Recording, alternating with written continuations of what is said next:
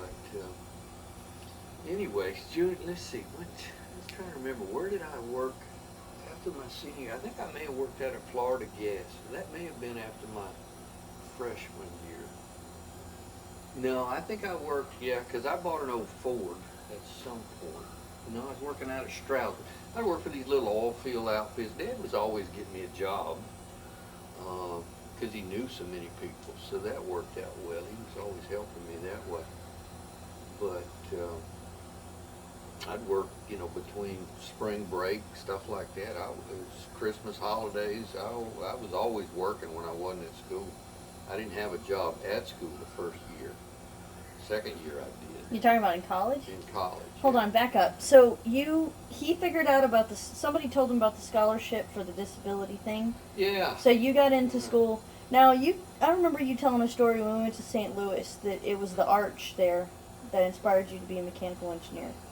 Did you know when did that happen? Were you already at college? That would have been my senior year, and Bert Brune was the science teacher. We had one science teacher for the school, and Bert showed a film on the building of the St. Louis Arch, and I remember seeing that and thought, that's cool.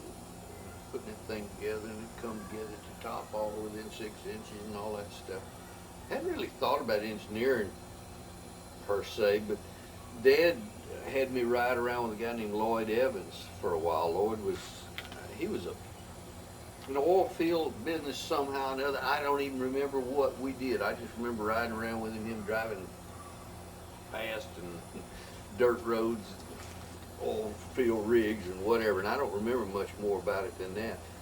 But had some talks with some other people, and somehow, it seemed like mechanical engineering was the way to go because you kind of got a well-rounded education in lots of the aspects of engineering, not just civil engineering was focused on building things that stood still. Mechanical was, more things that moved. But mechanical, you did civil and you did electrical and you did a little bit of everything, so you were in a better position to get a good job if you went mechanical, is what I had understood. And from the day I got to school, that's all I focused on.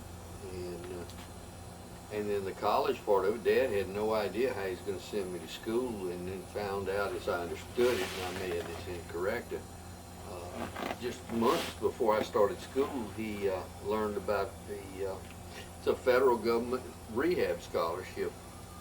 I think the state paid some of it too, but it was, room, board, tuition, books, everything. In fact, they had me sell my books every semester and rebuy them to make money. And, they, of course, buy them back, but I'd sell a brand new book back, take that money, keep it, and buy that book again. And then that's what they wanted. They paid, I think we got $400 a month after your mom and I got married for, that was room and board, and of course we put that toward trailer rent and lot rent and whatever. But you talk about a scholarship, and the only way you could lose it was to absolutely get kicked out of school. There was no grade dependent part to it. You just had, if you didn't get kicked out of school, you kept your scholarship. So just really wonderful. But anyway, did fine my freshman year. Although I kind of look at they were on the corner there at school was a guy named Hoyt Birch from Arkansas. Drove in a white Pontiac, but had what was that big old boy's name? One from couple guys from New Jersey, one from New York, Robustelli. Gosh, what was Robustelli's first name? He and I decided to hitchhike one weekend from school to Mama's. And he's about 6'5", weighed about 300 pounds.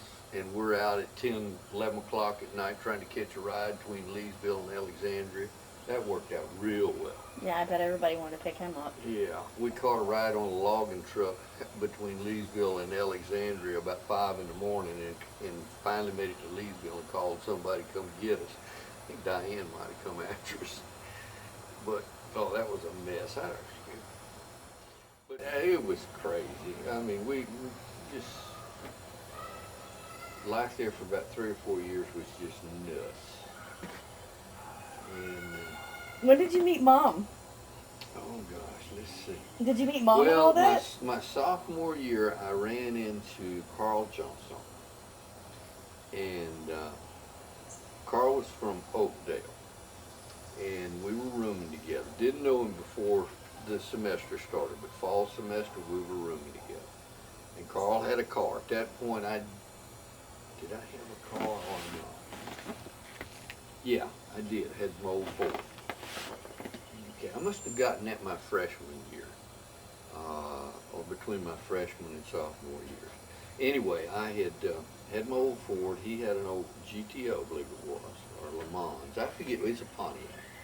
But anyway, Carl and I roomed together, and then Carl met. We used to hang out. The place we ended up more often than not when we drink would be the Purple Peacock in Yeah, Eunice. Mom talks about that place. Yeah, and they had some good bands. I mean, little old bitty place. Did you I like mean, music? Were you into music? Yeah, when you're drunk, you're into music. Whatever. Anyway, but I'd go in there and, you know, I just drank CC and Coke. It was pretty well it. I didn't even care for beer. Never did. Wine, could do without it. But anyway, and there's lots of stories I'm not telling you. But anyway, Carl met Amy, Anna's cousin, and I met Anna, supposedly, at the Peacock. I don't really I thought you guys remember. met at a wedding. No, that was Carl and Amy ended up getting married. Oh. And let's see. Does Mom remember meeting you at the Purple Peacock? Yeah, she does. You don't remember? Well, I was different because I would drink and whatever, but I was polite and different. Yeah. And so it kind of stood out a little bit. But anyway, Carl and I decided to drop out the third quarter, the spring quarter, and go to work. Has that thing still got tape in it? Yeah, we got 8 nights. Or Okay. 7 now. Anyway, he knew a labor steward on a pipeline job in South Texas. So we left and went to work on that pipeline job, and went down to New Braunfels. Is this the Dynamite? Yeah. And the day after the day we got there, the guy said, yeah, he said, I can get you on. So we got a room there in New Braunfels, and next morning showed up, and they said, well, you going to be on the powder crew. I said, well, powder crew? I mean, we're making up faces or what? And we get out there, and it's dynamite. And we're powder helpers, because they had people who knew what they were doing to load the dynamite, and really the fertilizer. Dynamite just to set the fertilizer off.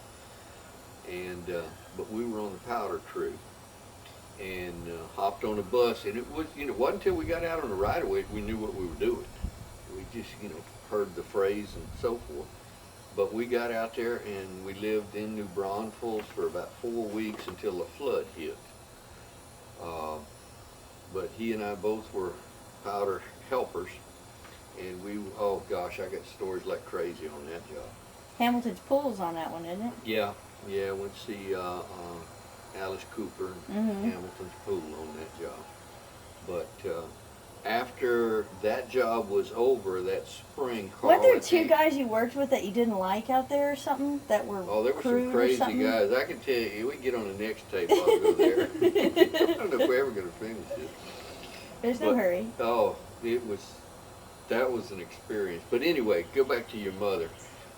We finished that job up. Carl and I basically split up, because when we moved from Kerrville to New Braunfels, we got on outs for some reason.